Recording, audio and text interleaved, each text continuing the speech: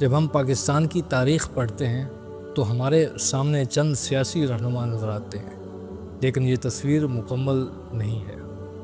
پاکستان کے وجود کے پیچھے صرف سیاست نہیں بلکہ ایک ایسی روحانی و ایمانی تحریک تھی جسے ہمارے علماء و مشائخ اہل سنت نے پروان چڑھایا تھا۔ یہ وہ لوگ تھے کہ جنہوں نے صرف تقریروں سے نہیں بلکہ خانقاہوں، مساجد، مدارس اور مریدین کو استعمال کرتے ہوئے گلی کوچے میں پاکستان کا مطلب کیا، لا الہ الا اللہ کا پیغام پہنچایا۔ یہ کہانی صرف 1940 سے شروع نہیں ہوتی۔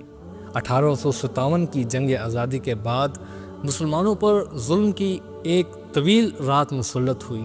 مدارس بند، مساجد ویران اور مسلمانوں کے تعلیمی ادارے چھین لیے گئے، لیکن اس وقت بھی ہمارے بزرگان دین نے ہمت نہ ہاری۔ خانقاہوں نے دین اسلام کو زندہ رکھا۔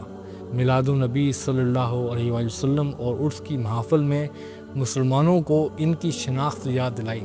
یہی وہ نیٹ ورک تھا جس نے 20ویں صدی میں مسلمانوں کو ایک علیحدہ وطن کے لیے تیار کیا۔ جب قائد اعظم محمد علی جناح رحمۃ اللہ علیہ نے مسلمانوں کے لیے الگ وطن کی بات کی تو سب سے پہلے جن مذہبی طبقوں نے اس کا خیر مقدم کیا ان میں نمایاں علماء و مشائخ اہل سنت تھے۔ یہ وہ وقت تھا جب کچھ مذہبی جماعتیں پاکستان کی مخالفت کر رہی تھیں، لیکن اہل سنت کے علماء و مشائخ نے یہ واضح کہا، پاکستان صرف ایک جغرافی خطہ نہیں ہوگا، یہ مسلمانوں کی دینی، ثقافتی اور تہذیبی بقا کی ضمانت ہوگا۔ جہاں چند بڑے نام یاد رکھنا بہت زیادہ ضروری ہے۔ حضرت علامہ سید محمد نعیم الدین مراد آبادی رحمۃ اللہ علیہ، آپ آل انڈیا سنی تحریک کے رہنما تھے۔ مسلم لیگ کے حق میں عوامی فتویٰ دیا جس سے ہزاروں علماء و مشائخ کو تحریک پاکستان کا حامی بنا دیا۔ مولانا عبدالحامد بغیونی رحمۃ اللہ علیہ 1946 کی آل انڈیا سنی کانفرنس کے روح رواں قائد اعظم کے ساتھ براہ راست رابطے میں رہے اور پنجاب و سندھ کے دیہات میں دورے کر کے عوام کو بیدار کیا۔ پیر جماعت علی شاہ رحمۃ اللہ علیہ اپنے لاکھوں مریدین کو مسلم لیگ کی حمایت کا حکم دیا۔ جلسوں میں قائد اعظم کے حق میں نعرے لگوائے اور ہندو راج کے خطرات سے آگاہ کرتے۔ پیر سید مظہر الحق شاہ جیلانی رحمۃ اللہ علیہ سندھ و پنجاب میں عوامی جلسے کر کے مسلمانوں کو ایک پلیٹ فارم پر جمع کیا۔ مولانا عبدالعلیم صدیقی یعنی والد محترم مولانا امام الشاہ احمد نورانی صدیقی رحمۃ اللہ علیہ، یاد رکھیے اس زمانے میں ٹی وی یا سوشل میڈیا نہیں تھا۔ عوام تک پیغام پہنچانے کا سب سے بڑا جو ذریعہ تھا وہ مساجد اور خانقاہیں تھیں۔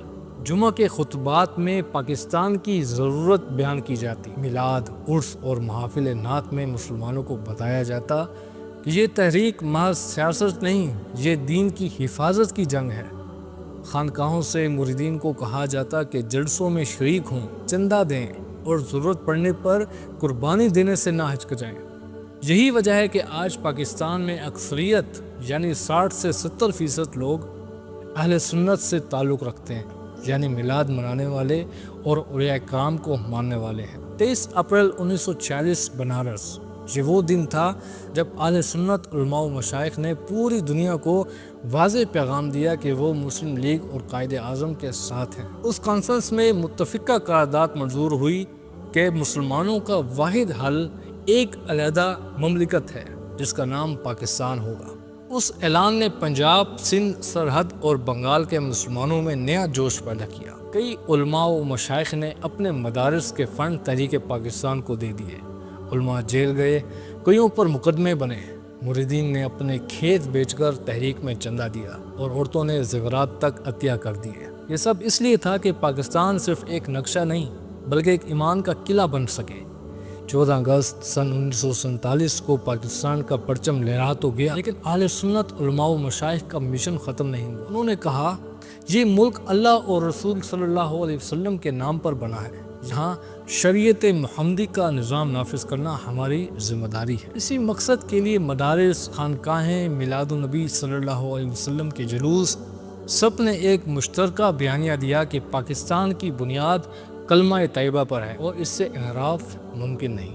دوستو، اگر ہم اپنے اکابرین، اسلاف، بزرگوں کی قربانیوں کو یاد رکھیں تو ہمیں احساس ہوگا کہ یہ ملک کتنی بڑی نعمت ہے۔ یہ صرف زمین کا ٹکڑا نہیں یہ لاکھوں مسلمانوں کی دعاؤں اور قربانیوں کا نتیجہ ہے۔ آج ہماری ذمہ داری ہے کہ اس ملک کو سنت رسول صلی اللہ علیہ وآلہ وسلم اور اسلام کی تعلیمات کے مطابق چلائیں، کیونکہ یہی وہ خواب تھا جو ہمارے بزرگوں نے دیکھا تھا اور جس کے لیے انہوں نے اپنی زندگیاں وقف کر دی تھی۔ اللہ ہمیں اپنے بزرگوں کے مشن کو آگے بڑھانے کی توفیق عطا فرمائے۔